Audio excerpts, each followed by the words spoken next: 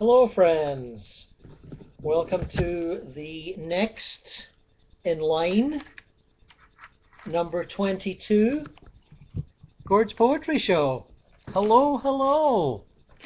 We're in the house, but we're moving out. That's if I can see anything when I get out there.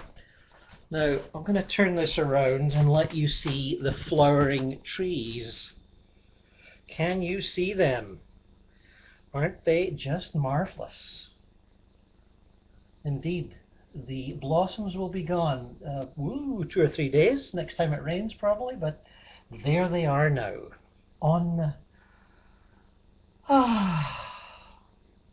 honouring the house, shall we say. Now we're actually going to the backyard, because that's where the poetry books are, because as you know, this is the poetry show. And if I don't fall down the stairs, we'll get there.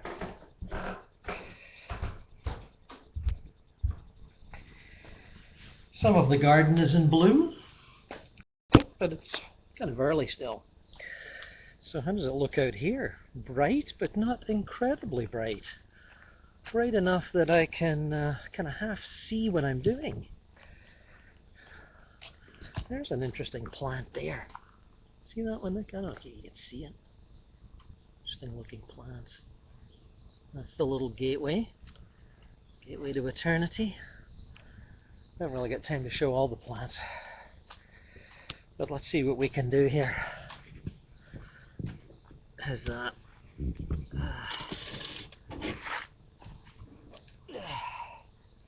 Oh, I don't know.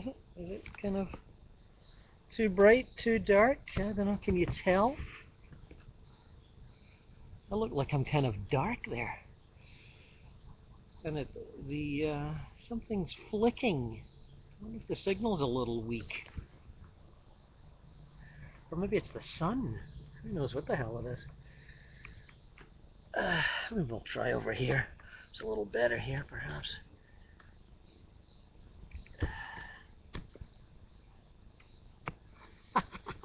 Hello. Let's see, what do we got here?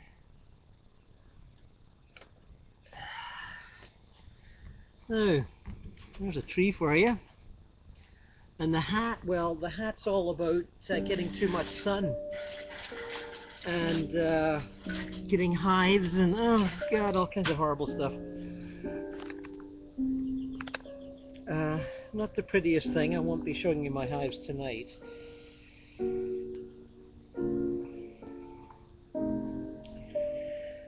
The main problem with people who like to get high to write poetry is that they wind up writing poetry about getting high. Do you remember waking up in the middle of the night and grabbing a pencil and writing down the excellent insight you just had in your doze?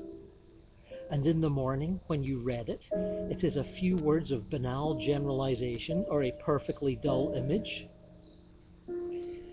It works that way with whiskey or peyote, too. I think that maybe the people who compose poetry for Hallmark cards or the New Yorker have to get drunk to do it, but who can blame them? There might be something to getting high in order to read poetry. Or should that be in order to read poetry? Yeah, probably. In order to read poetry. If Burning Spear sounds even better after a few tokes, maybe Patrick Lane does too. Once I got high by reading poetry. One afternoon in London, Ontario, many moons ago, 4 of us were reading the 4 chapters of William Blake's Jerusalem aloud to an audience in a second-floor room somewhere downtown. An idea that James Reaney dreamed up. It takes 4 hours to read the 4 chapters of Jerusalem, an hour each. This took place in the late 60s, so I was familiar with the experience of altered states of consciousness, as they said then. By the time that I was 45 minutes into chapter 3 of Jerusalem, I was as high as one of those kites that James Reaney used to fly on a nice breezy day.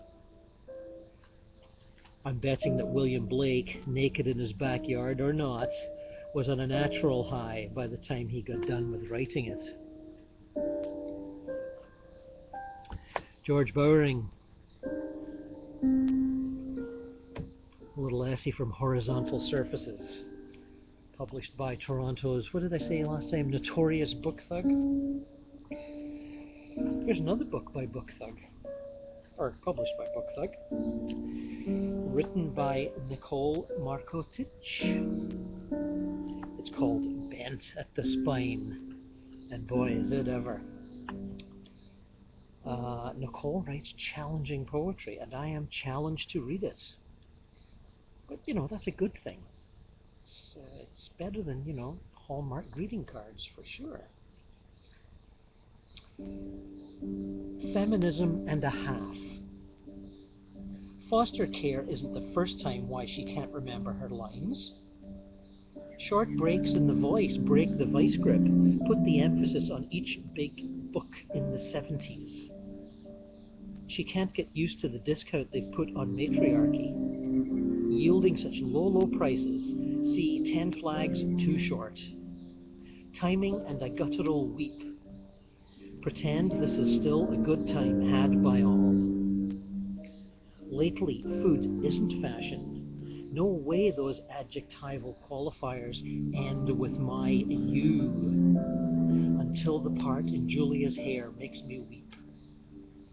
Put that way where's the squashed curve. Every gesture with his left hand indicates speaker position. Never bookend punctuation.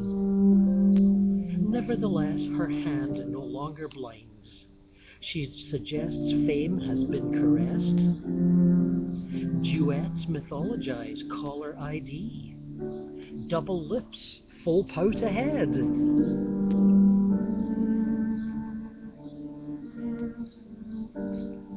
The capitalism of leitmotif. Formal elastics, once snapped and hard buttons gone melty, lose their skill. Lazily refuse to substitute for one of the men on the board game. Eventually the bridesmaid will reach for a depot home. Enter an already spoken for but still quite vacant stall. Let in a splinter of biography. Yes, during the night after she cut off her hands, I watched new skeletons compose her garter belt. To gradually decide. Each question mark should replace the period. Dot. Though high school wasn't the only place to fail a driving test. To be truly subversive, one had to wait till 65 or over. Repeat now. We were all escorting the escort. 3 cheers for dinosaurs on bikes. Sightseers witness the borrowed hypodermic.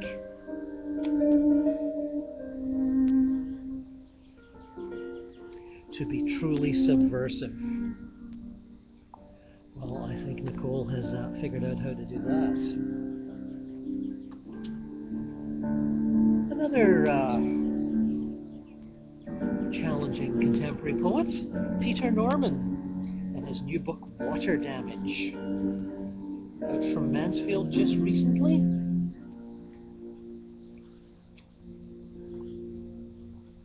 Man with Daisy. She loves me for my soothing voice and silken touch. Loves me not because I have bad teeth. She loves me when I brandish dental tools. Loves me not when cracking jokes I go too far and say the only thing you never say. She loves me for I sing to her, and by my singing butterflies are lured. She loves me not. There's nothing here to love. I'm just a wreck of egg and sperm. Other one-celled creatures swimming by said, God, I'm glad it wasn't me. She loves me for the tenderness behind the razor trick, but not the trick itself. Loves me for my missing ear, not for the bloodied box.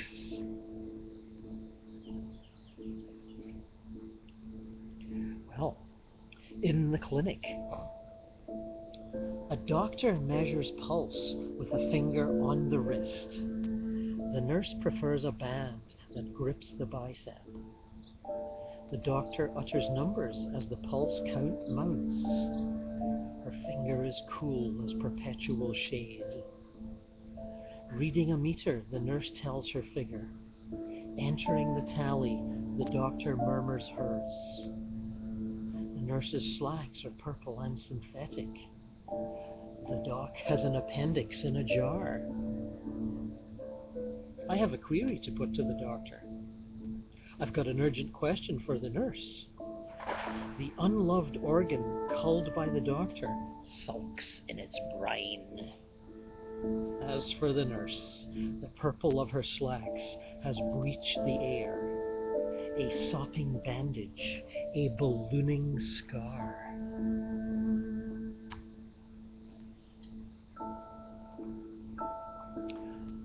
It's one of those holiday Mondays with fireworks. So if you hear bangs in the distance, that's not my feet exploding at the excitement of reading poetry. American poet Mary Oliver. We read her before, winner of the Pulitzer Prize and the National Book Award. How did she do it? This is good poetry. At Blackwater Pond. The pond is not a temple. The blue heron and the green heron are not the attendants of a temple yard. One of them, in fact, appears to be asleep. The yellow eyes at this moment are looking at nothing, and the little fish in their rainbow shirts are gliding peacefully by. There is an old story often told of a warrior frightened before battle, not so much for his own peril, but for the strife to come, and the awful taking of life by his own sword. Suddenly a figure appears beside him. It is one of the gods, in the dress of battle, and on his face an expression of willingness and ferocity. His speech is brief and all-encouraging.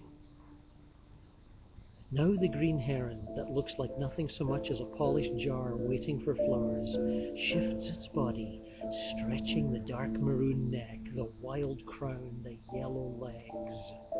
And now the blue heron is walking rapidly, one might say devotedly, along the shore. And the water opens willingly for the terrible feet. And the narrow face, the powerful beak, plunge down. Wind. I am tired of explanations, unless they are spoken by the best mouths. Black bear coming up from sleep, growling her happiness. Nighthawks sapping their way through the dusk. Or the voice of the wind itself, flailing out of any and every quarter of the sky. Especially in summer, especially in the fields close to the ground. Listen! Let the high branches go on with their opera. It's the song of the fields I wait for. When the sky turns orange and the wind arrives, waving his 1,000 arms. Or autumn. I hurry out to the middle of the field and stand where the tough goldenrod, seeded and tasseled, is vigorously tossing, until something thankful rises from my own body. The goldenrod lashes back and forth, each stem on its knuckled foot. Yes, yes, yes! And then the dry earth begins to anticipate. And then I fall to my knees, and then the flowers cry out. And then the wind breaks open its silver countries of rain. Ooh, that was good. Cold tea. Oh, tepid tea.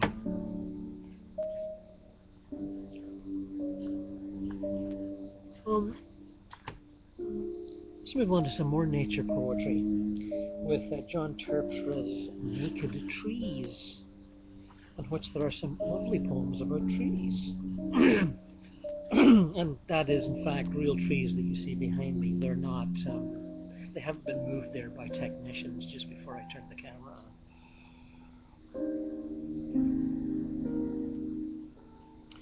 Achievement. A tree will grow to the furthest limits of its gradually acquired strength. leading a life of pure sensation, or rather, response, a life of pure response to its vegetable senses.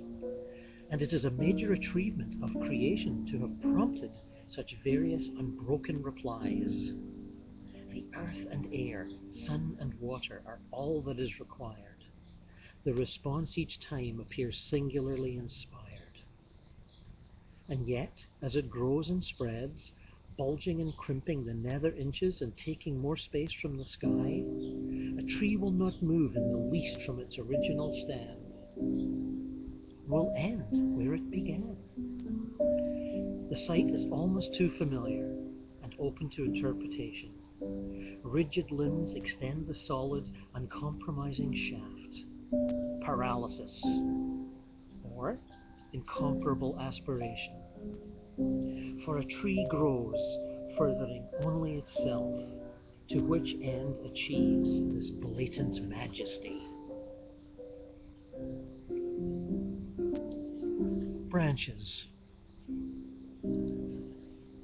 Trees are intended to move. Although rooted to one spot, trees are expected to be in some kind of constant motion. No tree is entirely still. The movement of growth is discernible.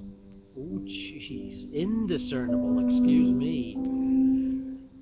But indisputable, a given, and the delectable shifting of branch and leaf, the minute swaying of the trunk. A tree moves because it must. The wind blows and it cannot refuse. It moves toward nothing, but flails the same bit of air. The youngest branches, those farthest up, tend to be the wild ones and become at times unruly. The older, middle branches are by now less easily influenced and provide a much needed steadying effect, while the trunk itself moves only in the most dire circumstance. Yet just beneath the trunk's somber, unyielding exterior flows a liquid concentrate, and it is this wondrous substance which, when it has coursed much diluted into those upper reaches, becomes the cause of their remarked frenzy. The tree, in effect, filling its own sails, creator of wind and of the seeming stillness. Oh, yes, yes, that was lovely.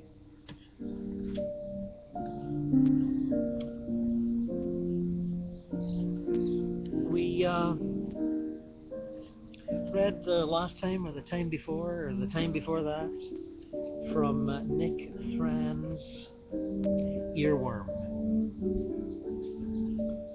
And there's a poem here I'd like to read from it, because it seems to me, as I've said before, or written before, that John Ashbery, the poetic of John Ashbery, is so pervasive in modern literature, modern English literature.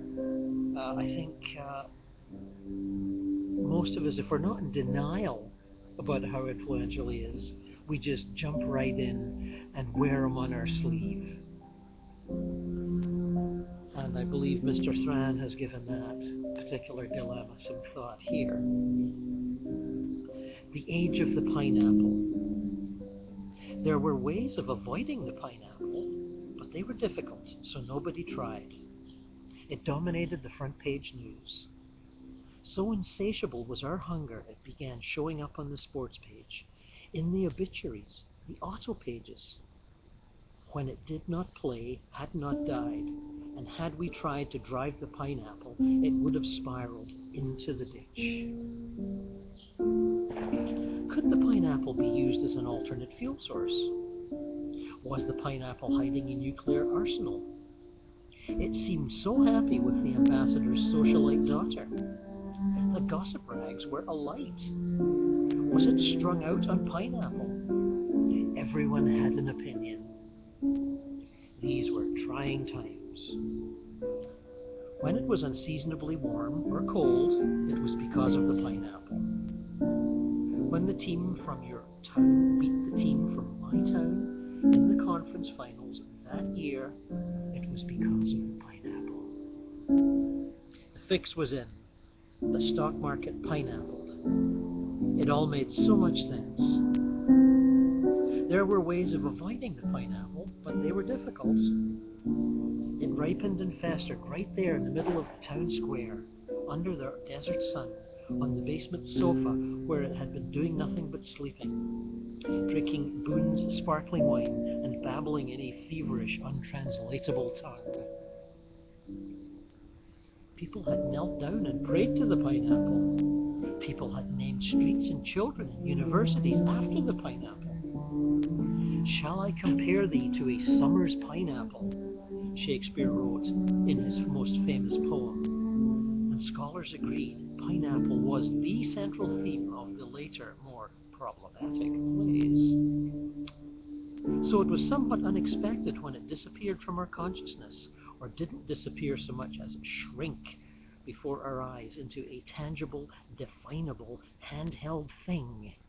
Not even shrink so much as rot, not even rot so much as ripen into a perfection we could never attain. The shift may have happened around the end of the war, but there was always a war going on. And if the pineapple had been something of a pacifist, it was also the single greatest military power on the face of the earth. People who claimed the pineapple was like the heart now understood it was simply a cloud that became rain, that became a river, that washed into the sea. It was simply a language. It was food and nourishment and a pillow on which to rest your weary head. Pineapple served at your uncle's funeral. Pineapple whispered in your lover's ear. You could clear out your drawers, kick in the monitor of the company laptop, leave a pineapple hanging from the light fixture, and run out the door. Shit.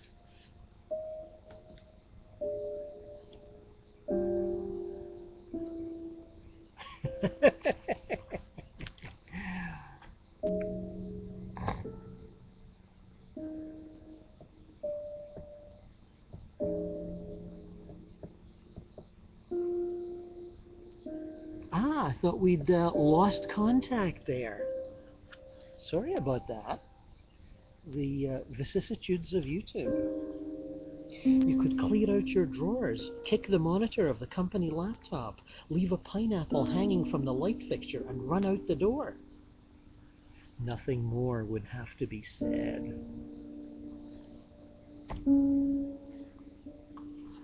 And nothing more will be said. Except, I might read another poem. I'm awfully sorry about that break there, but these breaks in transmission are par for the course. Jessica Hiemstra, her recent book, Self-Portrait Without a Bicycle, which also includes her rather charming line drawings. Published by Biblioasis, I might add. Rather nicely done too. The physical properties of light. Oma, in a moment of clarity, confided in my mother. Old age feels so sudden. She told me once she hated getting old. People don't move out of my way anymore. I have to open my own doors. Men stopped noticing her sweep of black hair because it had grown white. After too many days in the sun, we evaporate. The color leaves our bodies. Alex Colville says he wants his art to be permanent, which means he wants it to outlast him. Art is a brush with immortality, an attempt to escape our fugitivity. They say that the universe began with a burst of light, and God saw that the light was good, and he separated it from the darkness. That was the first day, and every day after that we've been finding ways to let the light in. Mom opens the blinds in Oma's room. I light a candle beside the bed.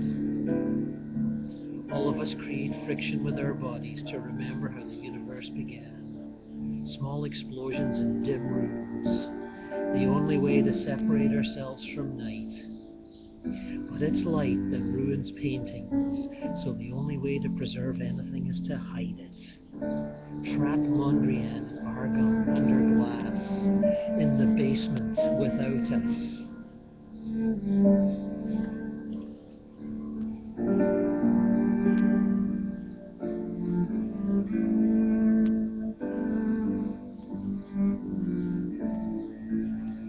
Nice drawing that, isn't it? Thank you, Jessica.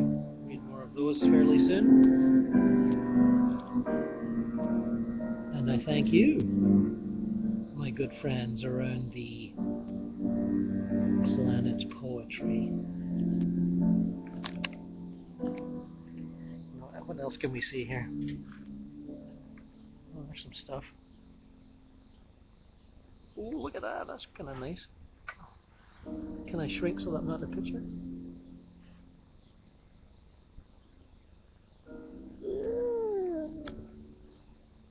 All green, all new, all shining, all radiant.